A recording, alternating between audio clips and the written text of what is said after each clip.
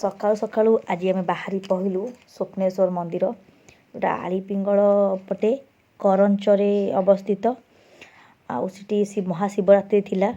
ବହୁତ ଭକ୍ତମାନେ ଗହଳି, ସେମାନେ ମାନସିକ ଯେଝାର ମନବାଞ୍ଛା ପୂର୍ଣ୍ଣ କରିବାକୁ ଆସିଥିଲେ। ଘଣ୍ଟି ଦେଖନ୍ତୁ, ଫୁଲବାଲା ମଉସା କେତେ ସାରା ଫୁଲ ବେଲପତ୍ର କରିଛନ୍ତି। ମୁଁ 108 ଥର ଜପ କରି ଠାକୁରଙ୍କୁ ନିଜର ଦୁଃଖ ଜଣାଉଥିଲି। ତାପରେ ଦେଖନ୍ତୁ ସମସ୍ତେ କେମିତି ବସିଛନ୍ତି ଠାକୁରଙ୍କ ପାଖରେ। ଠାକୁରଙ୍କର ଫୋନ୍ଟା ବହୁତ ସୁନ୍ଦର ହେଇଛି। ମୁଁ କେବେ ବି ଯାଇନଥିଲି, ପ୍ରଥମ ଥର ଯାଇଥିଲି। ବହୁତ ଭଲ ଲାଗିଲା ମୋତେ। ତ ଶିବରାତ୍ରି ମାନେ ସମସ୍ତେ ତ ସବୁ ଭକ୍ତମାନେ ହିଁ ଯାଆନ୍ତି ଶିବଙ୍କ ମନ୍ଦିର। ଏଠି ବି ଲୋକମାନେ ବହୁତ ସାରା ଭକ୍ତ ଥିଲେ। ମନ୍ଦିର ଚାରିପାଖରେ ବୁଲିଲୁ, ବହୁତ ସୁନ୍ଦର ଲାଗିଲା।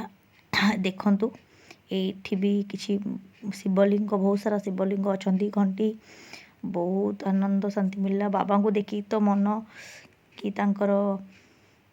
ତାଙ୍କୁ ଦେଖୁ ଦେଖୁ ମନ ପ୍ରସନ୍ନ ହେଇଗଲା। ପୁରା ଆଖି ଲୁହ ଭରା ଆସିଗଲା। ବାବାଙ୍କ ସହିତ ମୋର ଛୋଟବେଳର ସମ୍ପର୍କ। ବାବାଙ୍କୁ ମୁଁ ବହୁତ ଭଲ ପାଏ। ମହାଦେବ କହିଲେ ମୋ ଜୀବନର ଛୋଟ ଛୋଟ ଖୁସି ଦୁଃଖ ସବୁ ସେୟାର କରେ। ତ ମନ୍ଦିର ଚାରିପଟ ବୁଲିଲୁ। ଡୋରି ବନ୍ଧା ପାଖରେ ବି ଦେଖିଲୁ ଡୋରି ସବୁ କେମିତି ଦେଖନ୍ତୁ ସବୁ ମାନସିକ କରିଛନ୍ତି। ତାପରେ ଆମେ ସବୁ ବୁଲା ସାରିକି ଆସି ଟିକେ ହଂସମାନଙ୍କ ପାଖକୁ ଆସିଲୁ। ହଂସମାନେ ଦେଖନ୍ତୁ ପୋଖରୀ ଅଛି, ପୋଖରୀ ପାଖରେ ଗୁଆ ଗଛ, ବହୁତ ସାରା ଗୁଆ ଗଛ। ଆଉ ସେଠି ହଂସମାନେ ଥିଲେ।